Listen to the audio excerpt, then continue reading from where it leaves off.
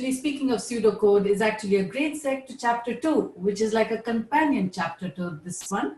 And it talks about creating flowcharts and pseudocode as part of this key programming practice of algorithmic thinking and planning before programming. Firstly, just to say, it's a real pleasure to collaborate with Shuchi on writing a couple of chapters. I think one of the real features of this book is just how much she's managed to weave all the chapters together, although they are standalone, although they talk about different aspects. There's these little bits every now and again which make you go and think, oh, if I want to read a bit more about this, I'll go to the next chapter or here. And I think that's a really good, where you've got a really good editor, they really sort of make you do that. And that works really well for this book. So just to tell you a little bit about our chapter on planning, and what we have done here, okay, is to very much think about some of these things, the importance of good planning to a quality outcome in programming. We very much thought also, we've drawn on some research to think about the structure of planning. Okay, what do you really want to have in it? What's the sort of levels of this? And you can read the chapter to find out exactly what we think about that.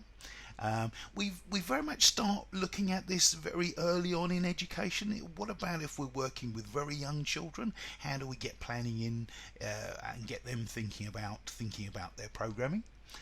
Okay, and then we work all the way up, looking at block-based programming and how we might plan for that. Planning for text-based programming.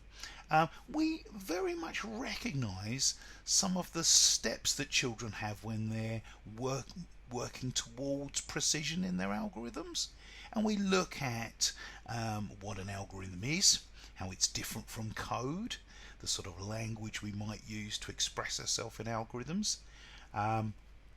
and some of the things like initialization and objects that are important as part of planning as well. We recognise that a lot of students don't particularly like planning. They don't find it, a massively important thing. And they often want to jump straight into code.